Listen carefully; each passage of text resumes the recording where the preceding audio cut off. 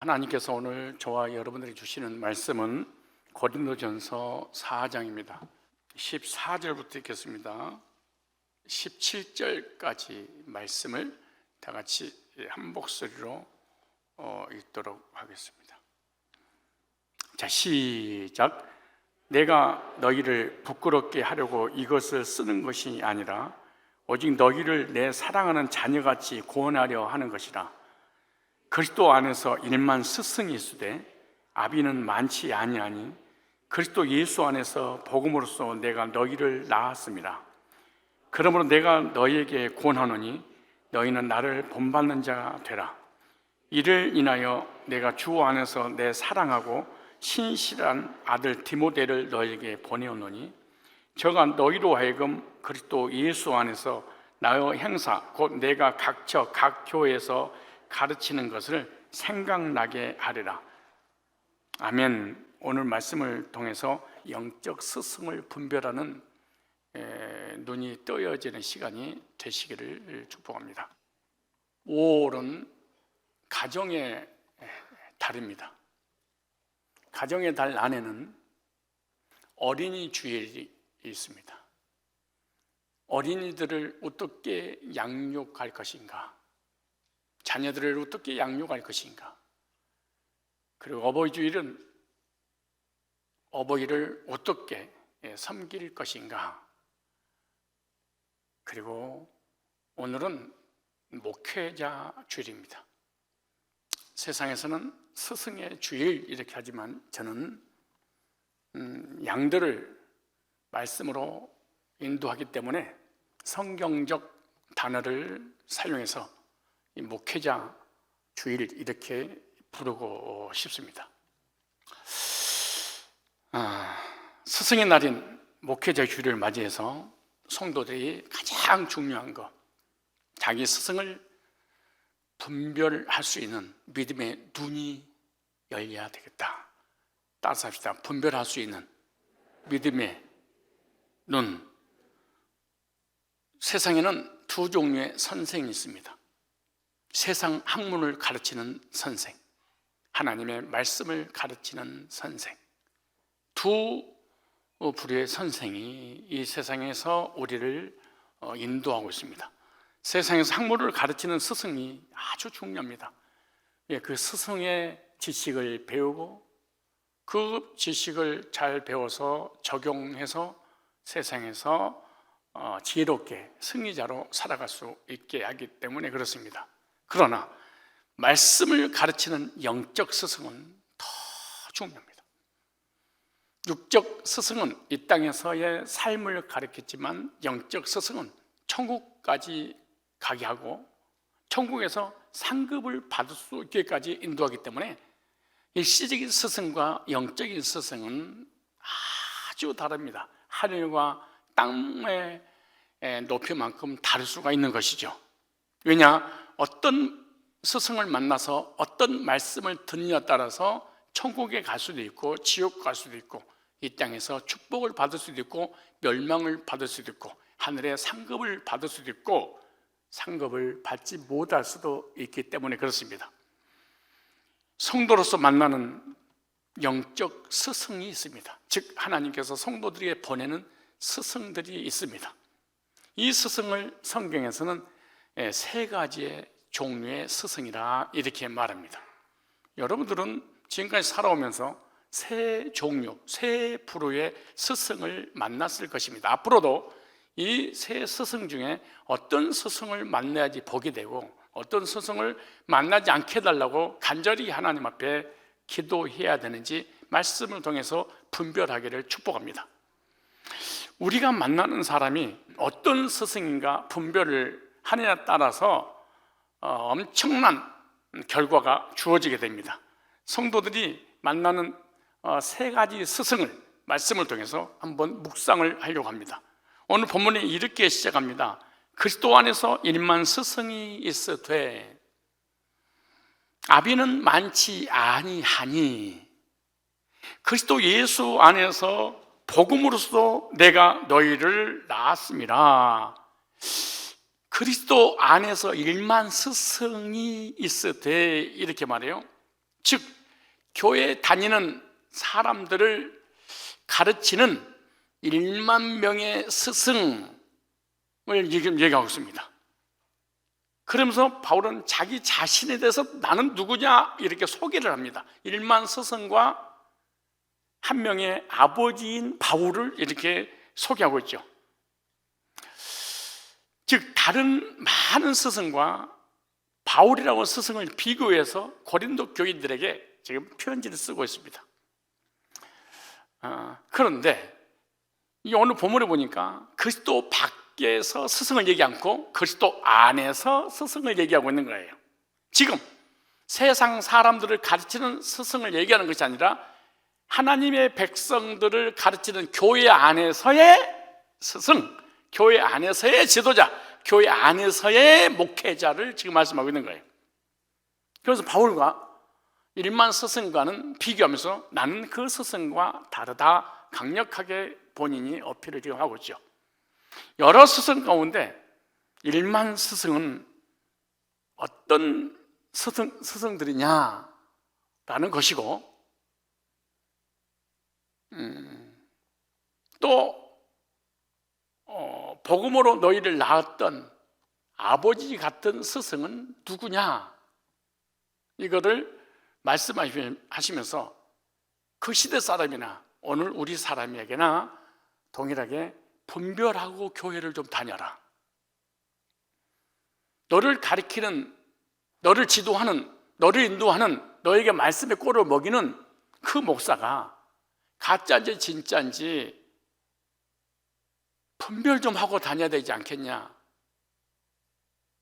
가깝다고, 아는 사람이라고, 설교를 잘한다고, 지도를 잘한다고, 어떤 은사를 터뜨려줬다고, 우리 친척이니까, 우리 아버지니까 무조건 믿고 따르지 말고 잘 들어보고 분별하고 난 다음에 교회를 등록해도 늦지 않는다, 이렇게 말합니다.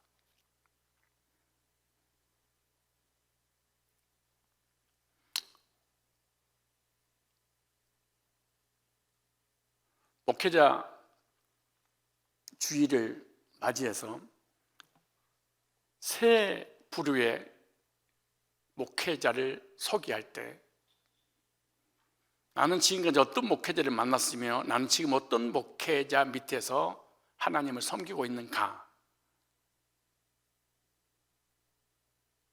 분별하고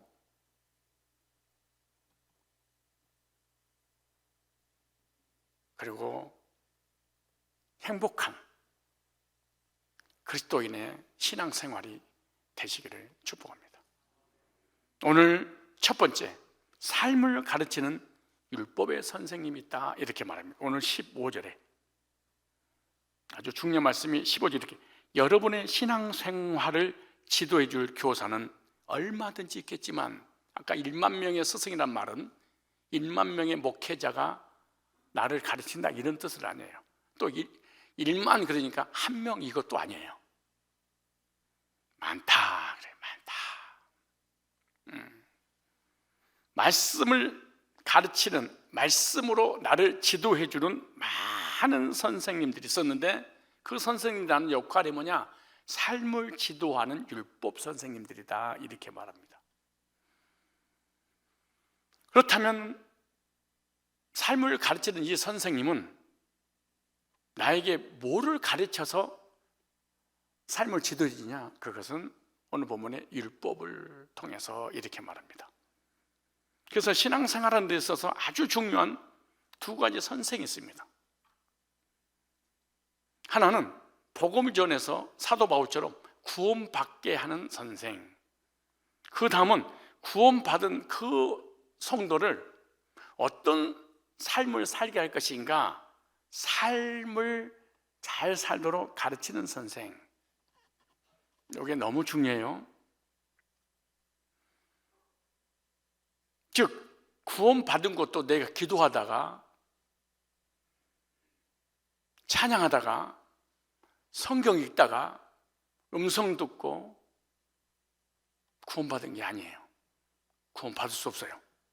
구원은 혼자 받은 것이 아니라 주님께서 보내주신 복음을 전해주는 선생이 있어야 구원받습니다.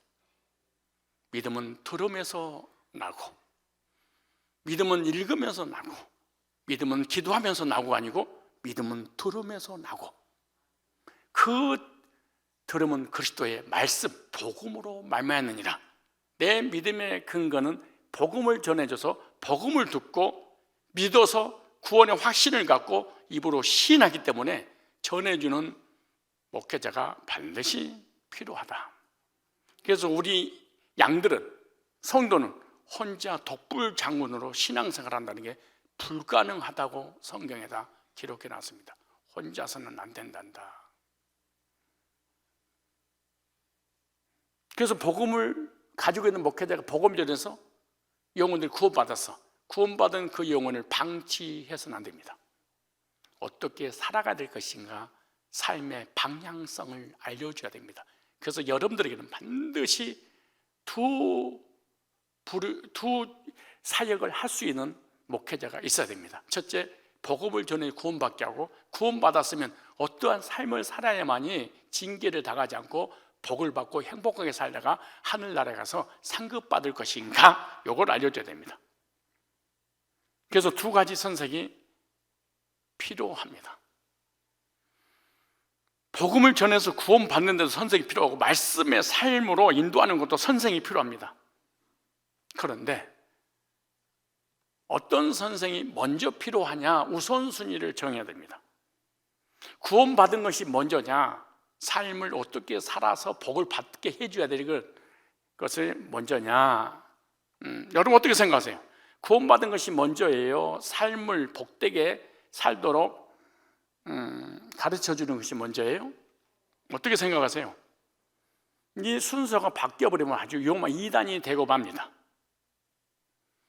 복음을 전해서 구원받아서 하나님의 자녀가 되고 천국의 확신을 갖겠다면 이 땅에서 어떠한 삶을 살아야만이 복을 받고 상급을 받을 수 있는지, 이렇게 두 번째로 두 가지를 가르쳐 줘야 됩니다. 우리 목사님 복음밖에 몰라, 복음의 말씀만 전하, 이걸 구원파라 이렇게 말합니다. 이건 방종주의가 되고 맙니다. 이건 잘못된 신앙입니다. 복음을 받아서 구원받았으면 하나님의 사람답게 그리스도인이 됐으면 그리스도인답게 살 수 있도록 삶을 살도록 말씀을 가르쳐야 됩니다. 그런데 복음은 안 가르쳐주고 말씀만 가르쳐서 삶을 이렇게 살아야지 복받고 구원받고 천국 간다 라고 순서를 바꿔버리면 이걸 율법주의 이단이다 이렇게 말합니다. 세 가지 말씀들, 이걸 분별해야 됩니다. 교회만 다니지 말고, 교회 다녀가 괜히 씩씩거리지 말고, 잘난 체하고 아는 체하지 말고 분별해야 됩니다. 우리 교회 안 나와도 괜찮아요. 다른 교회도 관계없어요. 분별하면 됩니다. 복음을 전해서 구원받게 한 그 목회자가 주일을 지켜야 됩니다. 예배를 잘 들으세요. 11조 떼먹지 마세요. 형제를 사랑하세요. 전도하고 선교하세요. 회개하세요. 기도하세요 라고 했더니 우리 목사님 율법주의네. 분별할 줄 알아야 됩니다. 아니면 여러분들 교회 다니면서 이단에 빠져버립니다. 교회 다니면서 이단에 빠져요. 다시 얘기합니다. 복음이 먼저냐, 삶이 먼저냐, 복음 먼저 가르칠 것이냐, 삶은 먼저 가르칠 것이냐, 내가 먼저 태어나야 되느냐, 아니면 열심히 착하고 선하고 의롭게 살고 난 다음에 태어나야 되느냐. 여러분 태어나서 밥을 먹어요? 밥 먹기 전에 태어났어요? 삶을 50년 살다가 태어났어요? 아니면 태어나고 난 다음에 삶을 살게 됐어요?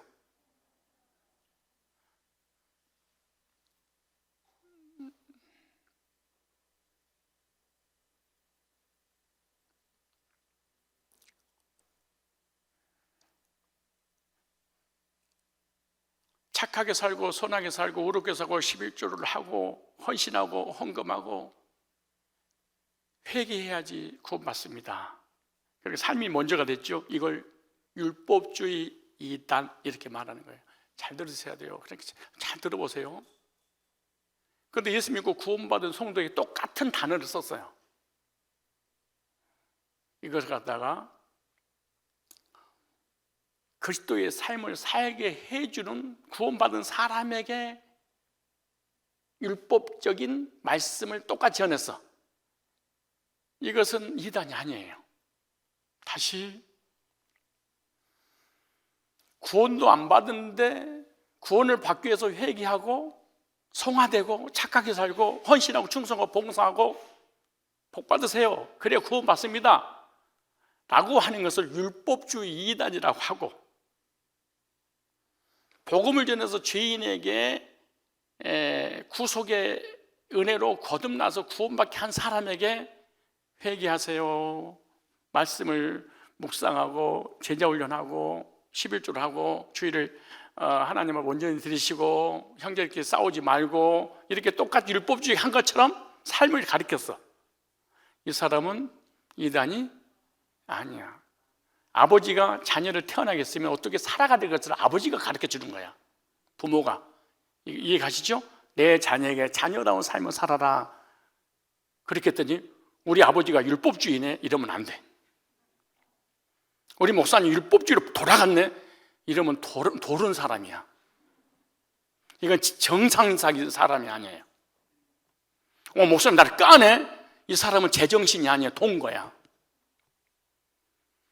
구원도 안 받은 사람에게 회개하고 십계명을 지켜서 구원받기 위해서 준비하십시오. 이것은 율법주의 이단이라고 성경이 그렇게 말씀을 하고 있는 거예요.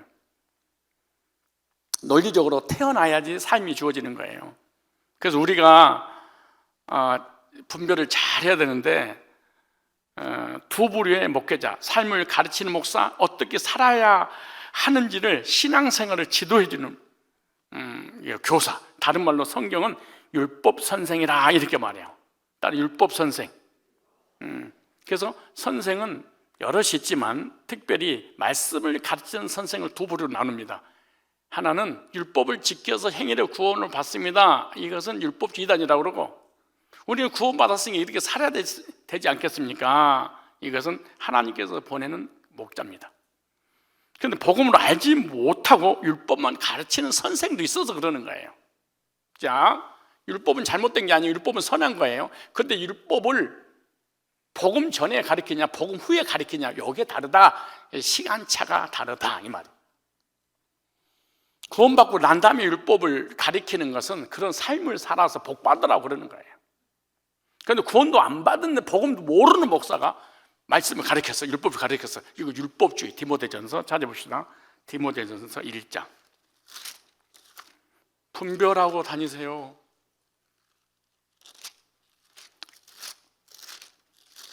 자, 디모데전서 1장을 찾으세요. 7절. 자, 5절 보세요. 5절부터 제가 읽겠습니다. 경계의 목적은, 가르치는 목적은, 설교하는 목적은, 지도하는 목적은, 목사가 성도에게 말씀을 전하는 목적은, 보세요, 청결한 마음과, 설교를 하면은 그 설교를 듣고 성도가 하나님을 향하는 마음을, 그래, 나를 향하고 사람을 향하고 세상을 향했던 그 마음이 교회 와서 말씀 드리면 내 신앙의 초점이 하나님께 방향을 돌려. 이게 하나님이 세운 목자다, 그래. 보세요. 선한 양심, 내 마음이 하나님을 향하게 만들어. 내 양심이. 그러다 보세요. 거짓이 없는 믿음으로 나는 사랑이거늘. 그래서요, 하나님을 사랑하고 형제를 사랑하고 자신을 사랑하는 그런 마음들이 막 생겨나요. 근데 그다음 보세요. 사람들이 이에서 벗어나. 그랬어요. 벗어나 헛된 말에 빠져, 사람의 언어에, 화술에 빠져. 똑똑한 목회자, 똑똑한 지도자, 똑똑한 선생한테 빠져. 얼마든지 교회가 부흥될 수 있어요. 그래도 율법의 선생이 되려 하나, 율법을 가르쳐서 구원받게 한다는 거예요. 선생이 되려, 자기 하는 말, 자기도 구원받지 못했으면서 자기 확증은 어떻고 깨닫지 못하는도다. 선생이 복음의 원리를 모르면서 가르쳐. 이 선생들을 예수님께서 뭐라고 하냐면은 이스라엘 선생으로서 너는 이걸 알지 못하느냐? 니고데모를 향하여 요한복음 3장 10절에 목사가, 교수가, 신학대 교수가 복음도 모르고 구원도 못 받고 그러면서 가르쳐. 너도 구원 못 받으면서 목사를 해? 그 얘기죠. 니고데모를 향해서. 그래서 복음을 알지 못한 율법의 선생은 율법주의자가 됩니다. 이 사람이 누구냐? 복음을 알지 못하는 율법 교사였다는 거예요. 디모데서 1장 7절 8절에 이런 복음을 알지 못하는 교사 선생들이 많이 있다 그래. 1만 선생한테 무궁무진하다는 거예요. 이런 사람 우리는 뭐라고 성경에서 표현했냐? 율법주의자 이랬습니다. 이 사람들은 계속해서 뭘 가르쳐요? 율법을 가르쳐. 왜 율법만 가르치지? 이 사람은 복음이 뭔지를 목사가 모르니까. 그러니까 복음을 가르치지 않는 목사에 대해서 비방하지 마세요. 자기도 모르니까. 복음을 아는 율법사와 복음을 모르는 율법사는 다르다는 걸 알아야 됩니다. 복음을 모르는 율법 교사는 가르치면 가르칠수록 중요한 원리예요. 자, 여러분들이 한번 스스로 적용해 보세요. 복음을 모르는 율법 교사가 율법을 계속 1년, 2년, 3년, 5년, 10년을 가르치면 계속해서 무거운 짐이 하나씩 차곡차곡 쌓입니다. 이게 이걸 갖다가 무거운 짐, 그래. 나는 무거운 짐이 점점 과중되니까 어떤 일이 벌이 힘이 들어. 그래서 이런 사람은 신앙생활 하면 할수록 율법주의와 율법주의 신앙과 율법주의 교회 목회자의 메시지를 들으면 들어서 처음에는 내가 액션을 취하니까 내가 무슨 행동을 했어. 그러니까 기뻐, 신나, 기도해서 응답받았어, 말씀을 읽었어, 말씀 많이 알아. 그리고 이렇게 하고 하나님의 뜻대로 삶을 살았어. 맨 처음에는 좋아, 신나, 헌신하고 충성하고 봉사해도 그런데 들으면 들을수록 집이 점점 쌓여져. 피곤해, 괴로워, 고통스러워, 막 짓눌려. 율법주의 목사나 율법주의 교인이 행복한 걸 나는 본 적이 없어. 처음에는 행복해. 왜? 내가 무엇인가 했으니까 하나님이 나에게 응답해 주고 복 주시지. 기도 많이 했으니까, 말씀 많이 읽었으니까, 내가 교회 건축했으니까, 목사님을 잘 섬겼으니까, 교회에서 순종했으니까, 이런 나의 행위의 액션 때문에 뭔가 마음 편하고 든든할 수 있어. 내가 하나님한테 뭔가 했다는 거야. 근데 계속해서 율법을 들어봐요. 내가 율법주의자로 삶을 살아봐. 점점 무거움이 나타와. 그래서 누가복음 11장 46절에 이렇게 예수님 말씀, 가라사대 화했을진저 또 너 율법사여 자기 어려운 짐을 사람에게 지우고 너희는 한 손가락도 이 짐을 대지 않는도다. 율법사라겠죠. 이걸 율법교사라고 번역했습니다. 자기는 짐에 손도 안 대고 사람들에게 어렵게 짐을 지어준대. 이게 바로 복음을 모르는 율법주의자 지도자들입니다. 복음을 알지 못하는 분들의 가르침을 받으면요 굉장히 힘듭니다. 왜냐? 계속해서 말씀을 들을 때마다 부담스럽고 짐이 가. 점점 무거워져.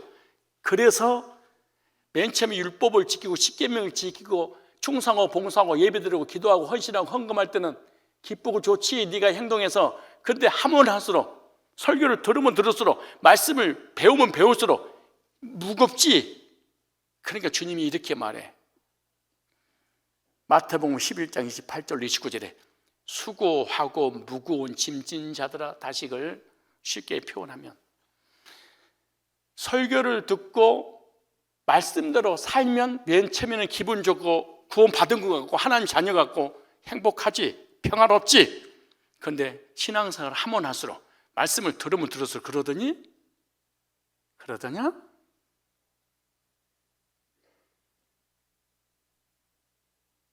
맨 처음에는 기도하고 방언받고 은사받고 헌신하고 집 팔고 나의 기구 다 팔아서 하니까 야, 하나님은 나고 직방으로 축복해 주는 것 같고 나를 사랑하는 것 같고 나만 사랑하는 것 같고 막 그랬죠.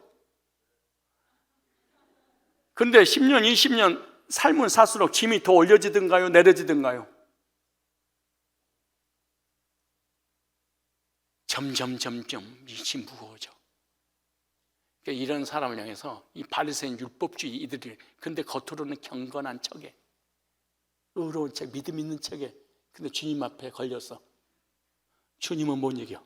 그래서 주님이 그런 거야. 그런 모습 보고 불신자한테 수고하고 무거운 짐 지닌 자들아, 그런 게 아니에요. 길거리에다 붙여놓은 게 전도하려고 한 게 아니에요. 세상 사람 불신자가 아니에요. 교회 다니면 10년, 20년, 30년 다니면 다닐수록 무거운 짐 지닌 자들아, 나 섬기기 힘들지, 예배드리기 지쳐버렸지, 기도하기도 지치지, 헌신하기도 지치지.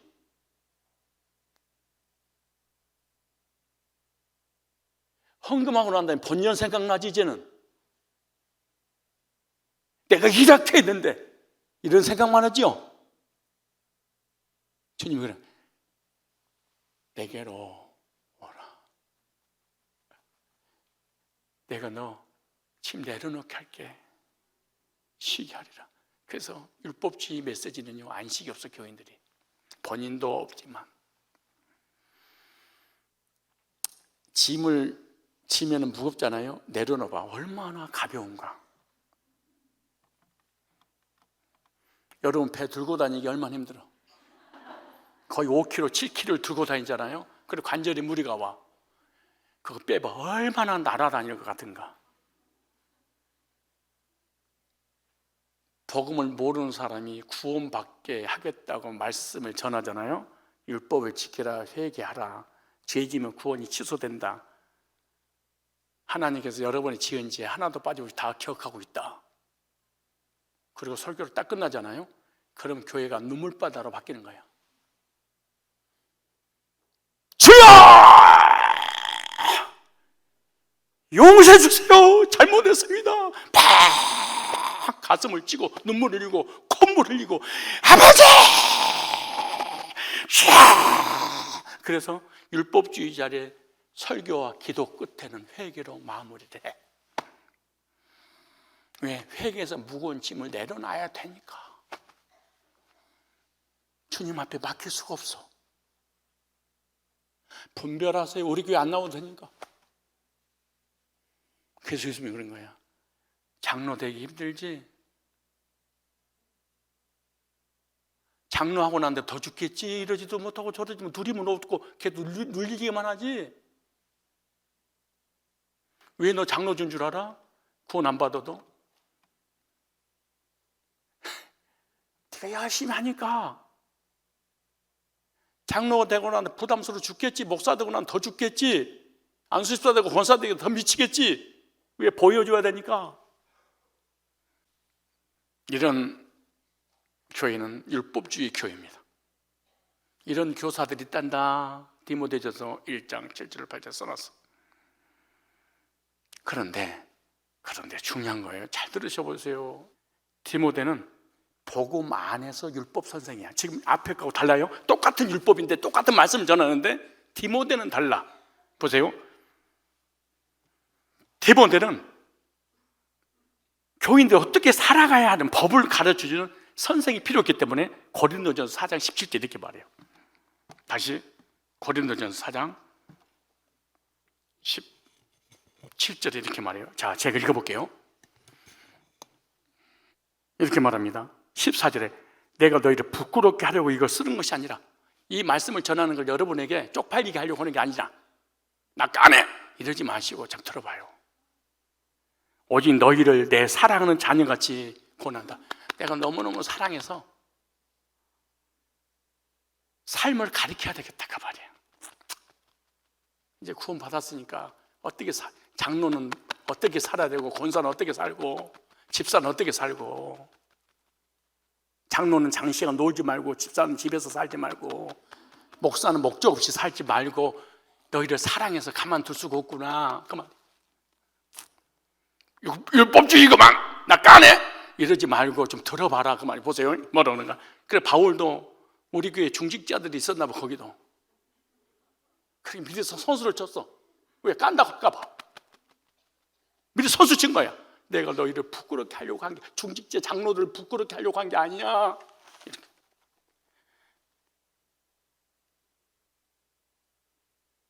그 바울도 겁났나 봐. 얘기하면 깐다 부를까 봐. 그 바울이나 이 바울이나 죄의 종은 성도 눈치 보는 거는 똑같아. 왜? 그만 삐져버리니까. 어쩌면 바울이 이렇게 써놨을까, 내가 할 얘기를. 다시 얘기하면 나도 여러분을 부끄럽게 하려고 이 설교를 한 게 아니라 사랑해서. 만약 미웠으면 방치해버리지, 놔둬버려, 버려버리지, 뭐하러 신경을 써요. 그러면서 15절에 16절에 그러므로 내가 너에게 권하노니 너희는 나를 본받는 자가 되어라. 그럼 이렇게 말해요. 17절 이를 인하여 내가 주 안에서 내 사랑하고 신실한 아들 디모데를 너에게 보내노니. 목회자가 다 신방할 수 없잖아. 그러니까 너희들 사랑해서 내 대신 디모데를 보내노니. 왜 디모데를 너한테 신방하게 하는 이유? 장로에게 왜 신방하냐? 권사집에 왜 신방하냐? 집에 왜 신방하냐? 새신자 집에 왜 신방하느냐? 구원 받았는데 왜 신방하냐? 어떻게 보냈냐? 신실한 아들 디모데를 여기 보내오는 저가 너희로 하여금 그리스도 예수 안에서 이렇게 해놨어요. 나의 행사 곧 내가 각적 학교에서 가르치는 것을 생각나게, 내가 이미 너희에게 가르쳐 준 거 있지? 그거 다시 생각나서 그 말씀대로 살게 하려고 목자를 세웠단다. 대목자를 세웠단다. 전도사를 세웠단다. 그래서 네 집에 가서 다시 한번 되새김질해서 생각나게 하려고. 근데 너희들이 워낙 말을 안 들으니까 내 제자를, 내 부목사 간사를 보낼게. 그 다음 얘기해. 간사, 부목사, 목사를 보냈더니 싸우고 때리고 혼내지 말아라. 신실한 사람들이니까 정기하게 여겨라. 이 말까지 했어. 어쩌면 여러분들을 여기다 써놨는지 몰라. 이렇게 자세하게 여러분들 이름을 여기다 다 써놨어. 내가 신방 안 하고 부목사, 전도사, 간사들이 신방해도 그분은 신실하니까 잘 대해줘라.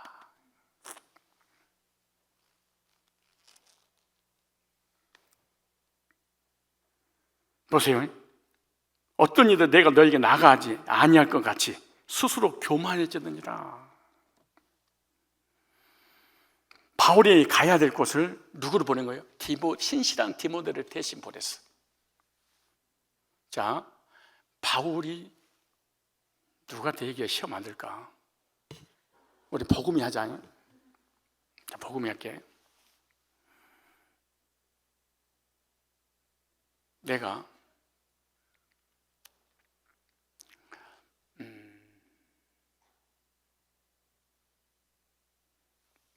복음 집사할 때 신방을 해야 되는데 왜? 문제가 있으니까.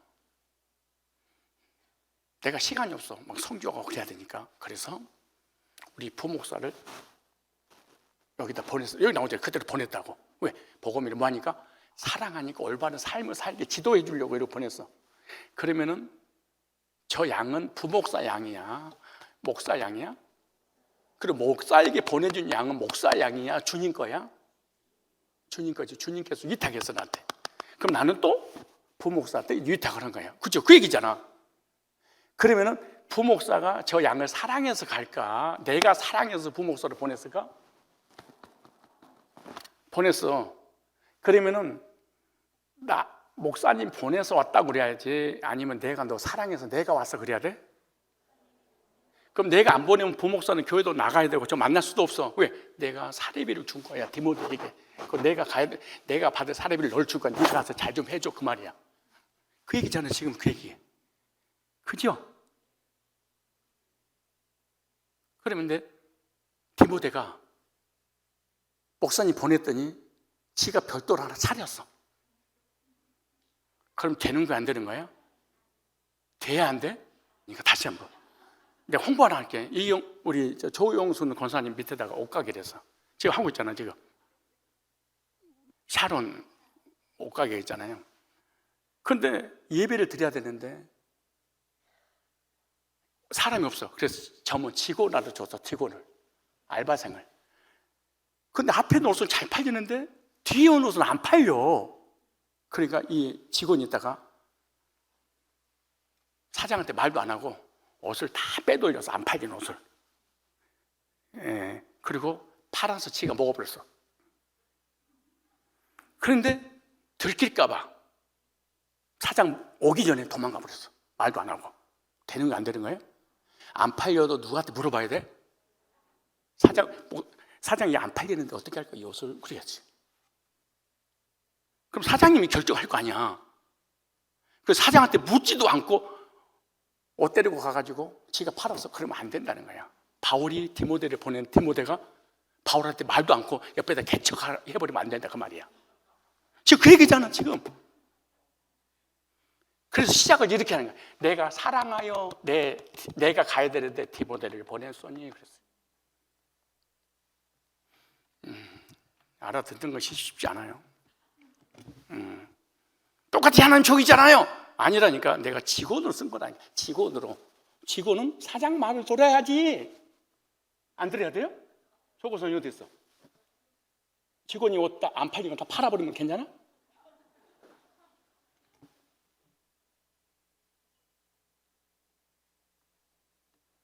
나는 그랬어. 내가 개척할 때 개척하기 전에도 가는 곳곳마다 내가 워낙 잘생겨서 그런지 개척하자고 하는 데가 많았어. 전도사로 있는데 다 잘랐어. 왜? 난 내 양이 아니야. 목사님 나를 사례비 주고 양을 잘 보호하라고 싹꾼으로 날 쓴 거야. 그럼 난 믿으면서 떠나야지. 떠나서 부교육자로 있는데 인천에서 연락이 왔어. 지금 소위 개척 멤버들이 여기 다 앉아있잖아. 그 직인이 김기복 집사 때니까. 그런데 저분들이 나온 지 3, 4개월 됐는데 교회를 예배 한번 인도해 달라고 그래. 그래서 내가 가서 예배를 인도하면서 끝나자마자 이분들에게 자문을 구했어. 집사님들, 당신들이 다녔던 그게 목사님께 내가 전화해야 되겠다. 예? 이분들과 함께 예배 드려도 되는지 안 되는지를 확인을 받아야 되겠다. 그랬더니 하시는 말씀이 저는 하나마나 역정을 내릴 거니 하지 마세요 그러더라고. 그래도 도리가 그래서는 안 된다. 전화를 드렸습니다. 목사님, 교인들이 나와서 방황하고 있는데 그들이 나한테 예배 좀 인도해달라는데 어떻게 할까요? 그러고 내가 전화를 드렸어. 그때 그분 그 목사님이 실제로 이 앞에 살아요. 그대가 아팠어요. 첫마디가 그 사람들이 방황하든 저주받든 거저노사가 무슨 상관이야.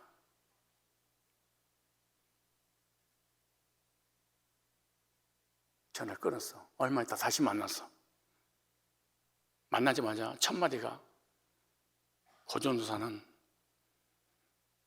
뭐 대막이라고 그랬나 왕막이라고 그랬나? 대막인가 왕막이랑 개척한 거야. 당신은 평생 동안 고통을 못 벗어날 거야. 그러더라고.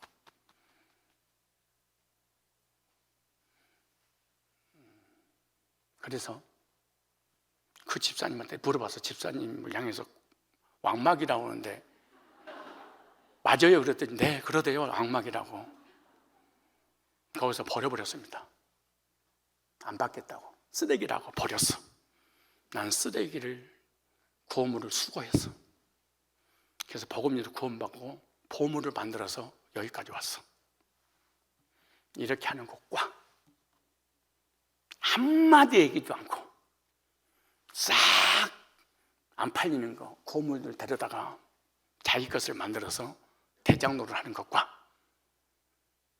나는 지금 이 설교하려고 26년 전에 목사님에게 전화하라고 그랬었나 봐.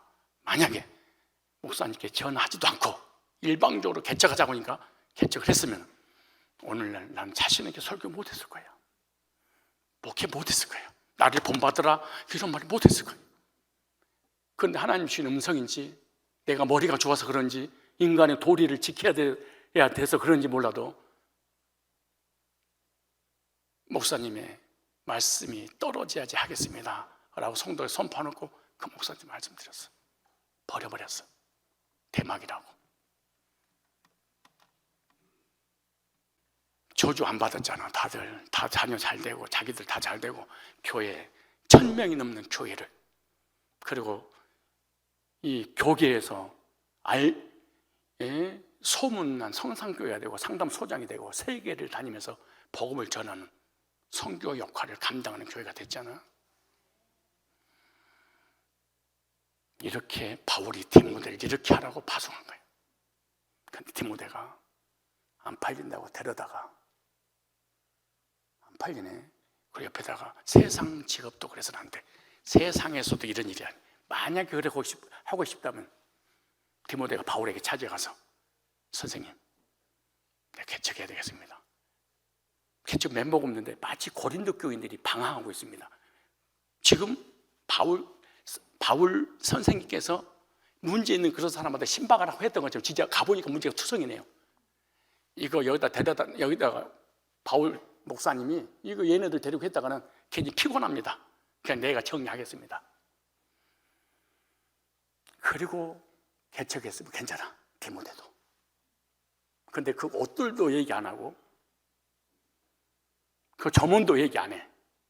디모데도 얘기 안 하고 디모데를 따라간 고린도 교인들도 말 안 해. 예를 든 거예요. 디모데는 그런 적 없어요.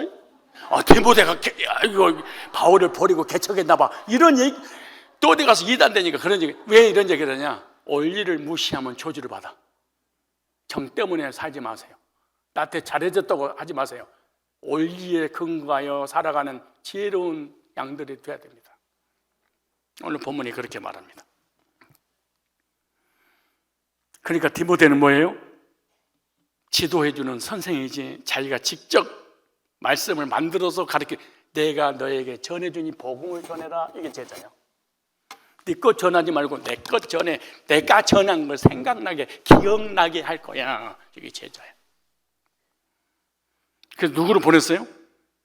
디모데. 고린도전서 6장 보세요. 고린도전서 16장 10절에 디모데가 이르거든. 보세요. 디모데가 이르거든. 16장 10절에 아까 했던 말씀이에요. 꼭 찾아보세요. 부교육자가 여러분 집에 신방하거든. 그 말이에요. 목자가 신방하거든. 대목자가 신방하거든. 간사가 신방하거든. 너는 조심하여 저를 두려움 없이 너희 가운데 있게 하라. 이는 저도 나와 같이 주의 일에 힘쓰는 자야. 그러므로 빌립보서 2장 29절에 보세요. 이러므로 너희가 주 안에서의 모든 기쁨으로 저를 영접하고 바울을 영접하듯이 내 제자를 영접하고 또 이와 같은 자들을 존귀 여겨라. 전도사니까 무시하고 간사니까 무시하고 우습게 여기고 천대시하고 박하지 마라. 왜 그랬을까요? 그러고도 남느니까. 왜? 교인들의 성향상. 빌립보서 3장 20절에 보면 또 다른 제자에게 이런 얘기예요. 빌립보서 2장 30절에 저가 그리스도의 일을 위하여 죽기에 이르러도 자기 목숨을 돌아보지 아니한 것은 나를 섬기는 너희 일의 부족함을 채우려 함이라. 내가 섬겨야 되는데 내가 부족해, 역량이. 그러니까 사역자를 세워놓고 내 대신 했어. 그런데 내가 세웠는데 그 사역을 생명을 걸고 했대. 누구를 위해서 한 거야? 하나님을 위해서 한 거야? 아니면은 보내신 일을 위해서 한 거예요? 보내신 일을. 이해를 해야 돼. 이해를.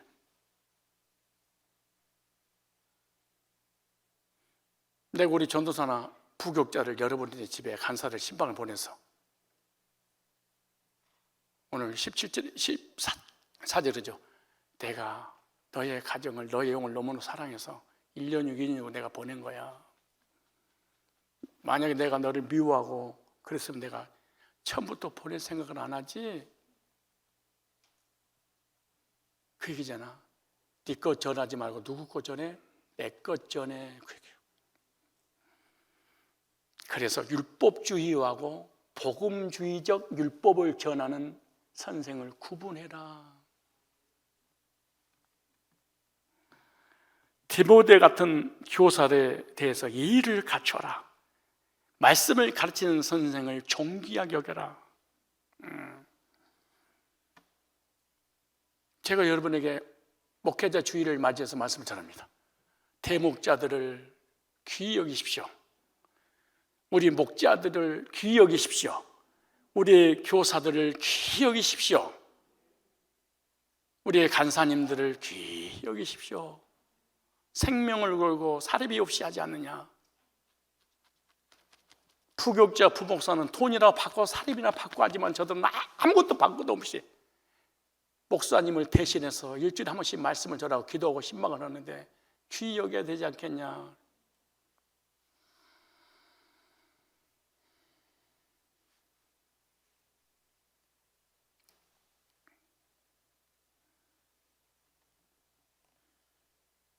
두 번째, 멸망으로 인도하는 거짓 선지자가 있습니다. 아주 무서운 일입니다. 베드로후서 2장 21절. 자, 잡으세요. 나는 멸망으로 인도하는 거짓 선생만 안 만났어도 여러분은 정말 깡충깡충 뛰면서 감사해야 됩니다. 2장 1절에 보세요. 그러나 민간에 또한 거짓 선지자들이 일어났나니 이와 같이 너희 중에도 거짓 선생, 여기 보세요. 그런 민간에 또한 거짓 선지자들이 일어났나니, 과거요, 과거. 구약에도 거짓 선지자들이 있어서 내 백성들 미혹해서 멸망하고 지옥으로 보냈더니 지금도 현재죠. 멸망케 할 선생들 너희 중에도 거짓 선생들이 있으리라. 저희는 멸망케 할 이단을 가만히 끌어들여 자기들의 사실 주를 부인하고 인마가 멸망을 스스로 취하는 자들이야. 멸망으로 인도하는 거짓 선지자입니다. 거짓 교리를 가르치는 거짓 선지자들이죠. 멸망케 하는 교리를 가르치는 거죠. 이런 선생을 만나면 인생이 비극적이고 멸망을 맞고 이 땅에 떠난 지옥 가는 거예요. 이만희, 안상호, 정명석, 신천지 뭐 다 이런 사람들이죠. 이 사람 무슨 선생? 거짓 선생. 근데 뭐죠? 거짓은 저희가 멸망케 이단을 가만히 끌어들여 이랬. 그 가만히 끌어들였대. 가만히를 쓰고 왔대. 무슨 말이에요? 이단을 가르칠 때는 지 속은 숨겨놓고 겉만 정통교회처럼 거짓말을 하려니까 속은 얘기 안 하고 겉표만 포장한 거예요. 그래서 이단들을 가만히 들어왔다 그래요. 무슨 말? 처음부터 내가 이만희가 나 재림주야, 보혜사야, 이긴 자야, 구원자야 이렇게 했으면 안 따를 것인데 똑같이 성경을 가르쳐 주니까 그러다가 비유풀이하고 쇼킹하게 만들잖아요. 그 다음에 점씩 가르치다가 이 시대에 내가 구원자고 재림주고 이긴 자고 보혜사입니다. 배멸국으로 인하여서 배도하니까 멸망하니까 내가 구원자입니다. 시대마다 구원자가 달렸습니다. 구약에는 율법시대, 신약에는 예수님시대, 말세에는 계시록 시대, 계시록을 풀어주는 나를 따라야지 구원받습니다. 그러니까 그때 확 넘어가는 거예요. 이게 멸망케 하는 이단을 가만히 끌어들여 이렇게 말해요. 그런데 이단들의 특징이 뭐냐? 거짓말을 해가지고 미혹시키고 멸망을 시킬 뿐만 아니라 그걸로 통해서 교인들을 통해서 이익을 남기는데 재물을 싼대. 보세요. 베드로서 2장 2절에 여럿이 저희 호색하는 것을 쫓으니 이를 인하여 저희 진리의 도가 해방을 받음이라.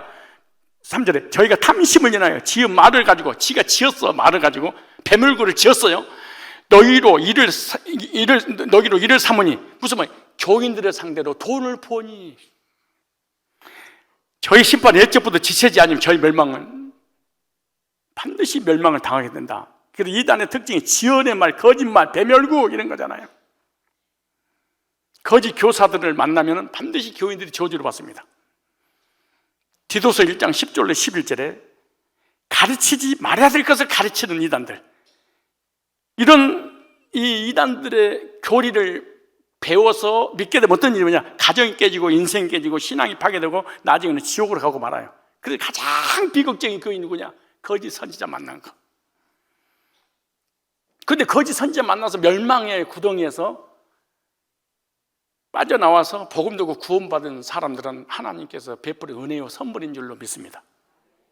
그런데 이단의 교리, 율법주의나 신비주의 이단의 교리는 보세요.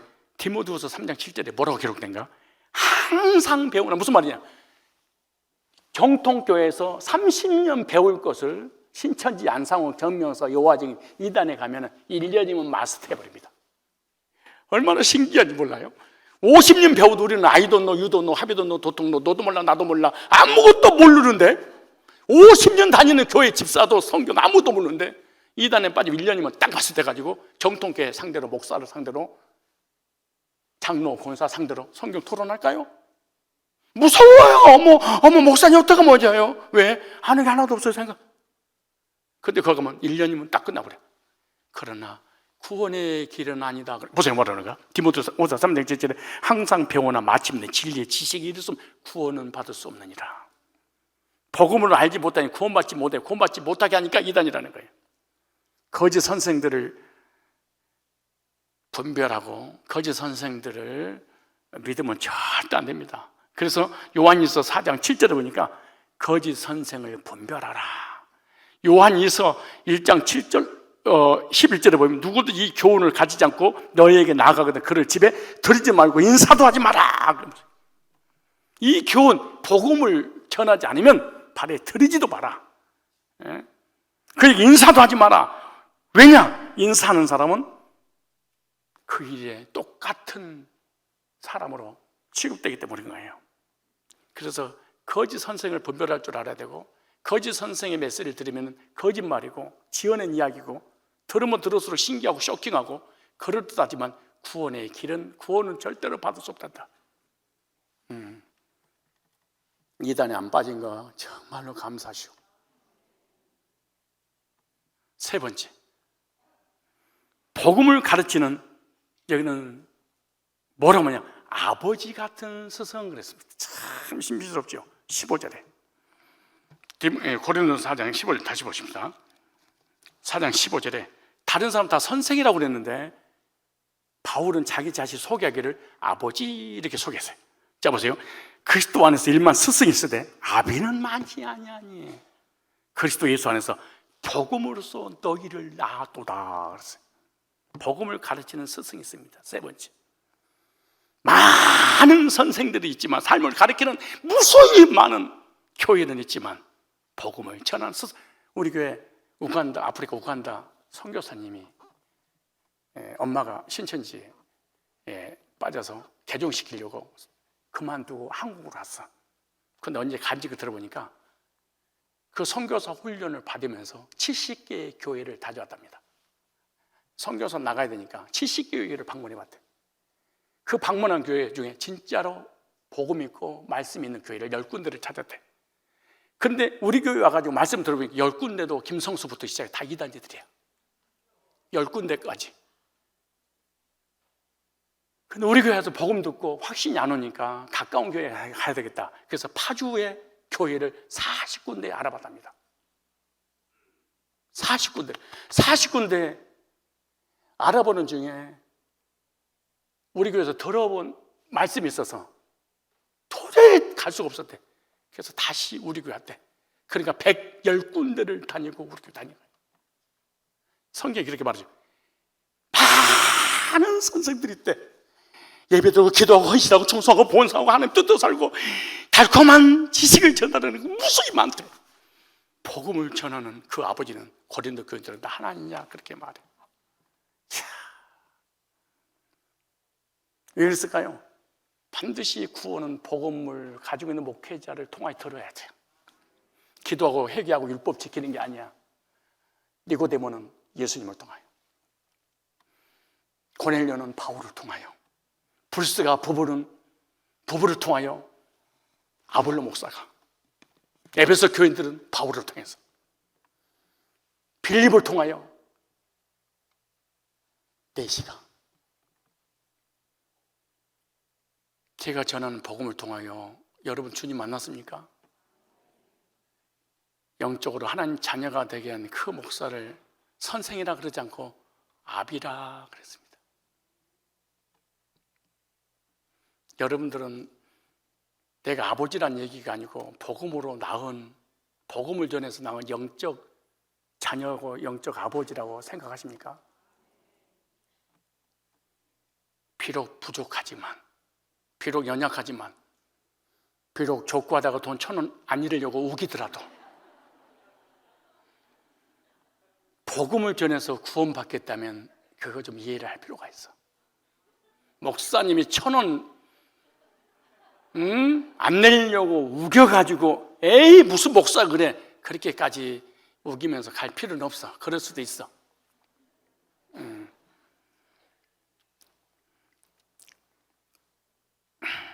목회자 주일이니까 저도 처음으로 1년 만에 한번 해보는 거예요. 복음을 전해서 여러분들이 구원받게 하는 그런 목사라면, 그리고 그런 목사가 아니라면 아무것도 아니야. 별볼일 없는 쓰레기 같은 존재야. 복음을 전해서 구원받지 못하게 한다면 교인들은 멸망이야. 그러나 영적인 아버지가 됐다는 것은 복음을 통해서 거듭나게 했기 때문에 그렇습니다.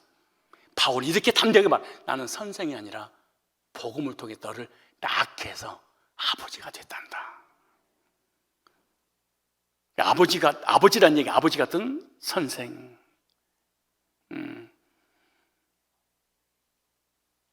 그리스도 안에서 일반 스승이 있으되 아비는 많지 아니하니 그리스도 예수 안에서 복음으로써 내가 너희를 낳았도다.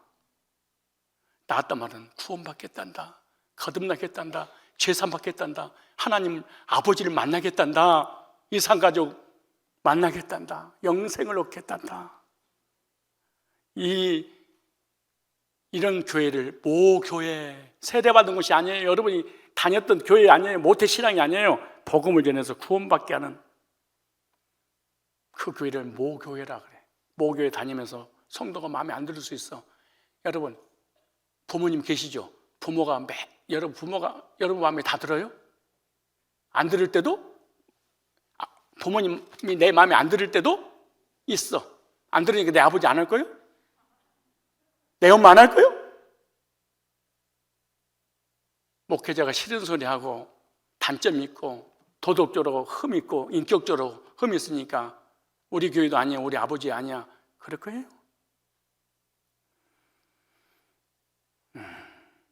결론입니다. 그리스도인들에게는 세 가지 종류의 스승이 있습니다. 율법의 선생, 거짓 교리를 가르치는 선생, 복음을 전해서 구원받게 하는 선생. 구원받게 하고 난 다음에 어떤 삶을 살아야 될 것인가 3가지 가르치는 그런 선생. 이런 선생이 있는 그런 교회를 다녀야 됩니다. 목사님, 그 교회 유명해서 다녀요. 유명한 목사님 있어서 다녀요. 그 교회에서 누가나 전도해서 다녀요. 가까우니까 다녀요.